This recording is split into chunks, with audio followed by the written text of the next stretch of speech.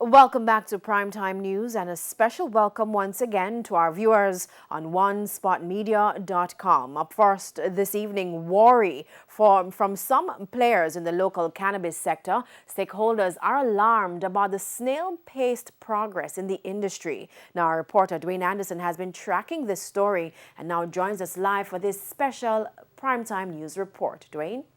Thanks, Janella. So many advocates and stakeholders would have taken it for granted that significant progress was being made in the local ganja sector. After all, it's been at least 5 years of planning and talking. Well, this evening I have some bad news from some of the most critical stakeholders. They're saying progress in the sector is very slow, especially for some community-based ganja farmers. But it hasn't. At least not financially for many small-scale ganja farmers.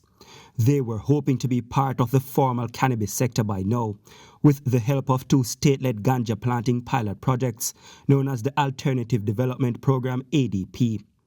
But years later, we have learned that one of the projects failed entirely, and the other authorities said, quote, did perform as there was cultivation of cannabis, and there was the transfer of those cultivated products to downstream buyers, end quote. The ADP project should have been in Westmoreland, a parish renowned for its potent ganja strains.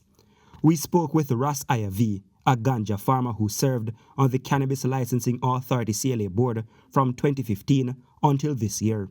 He believes the failures of the project could have been avoided if the authorities listened to established grassroots farmers.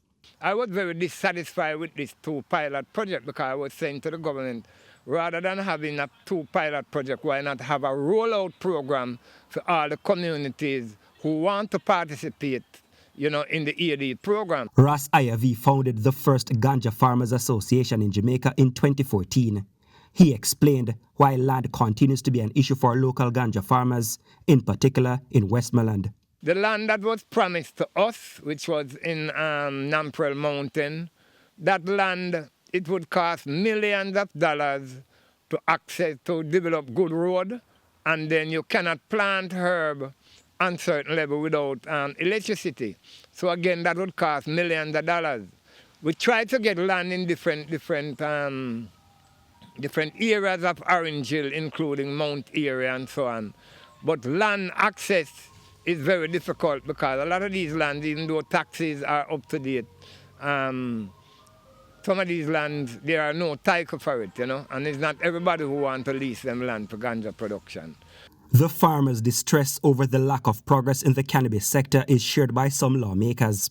They discussed the issue at last week's sitting of the Public Accounts and Appropriations Committee, PAAC. These traditional farmers, many of them feel hopeless. And we talk about reopening the economy and giving new players and small players a place in it. Madam PS, if this is how we're going about it, they have no place in the reopened economy.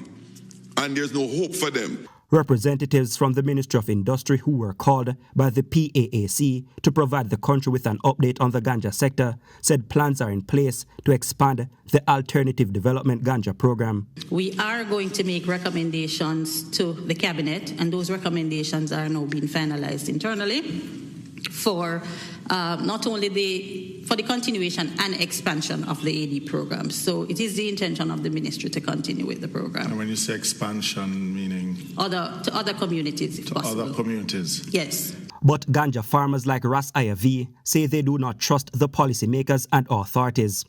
They are convinced big money is to be made from cannabis, but there are forces working against grassroots farmers. So while local stakeholders meander along searching for solutions, 50 countries are positioning themselves to take advantage of the multi-billion-dollar market. That's US dollars. Those 50 countries have already legalized medicinal marijuana. But Ras Ayavi doesn't think hope is lost. He says Jamaica still has its appeal, and if the time comes, buyers will do business with Jamaica. Now, of course, marijuana can be used for a variety of purposes, including medicine, and as an ingredient in snacks known as edibles. So, Janella, tomorrow we'll tell you what the farmers feel needs to be done to get more persons earning in the sector. Janella?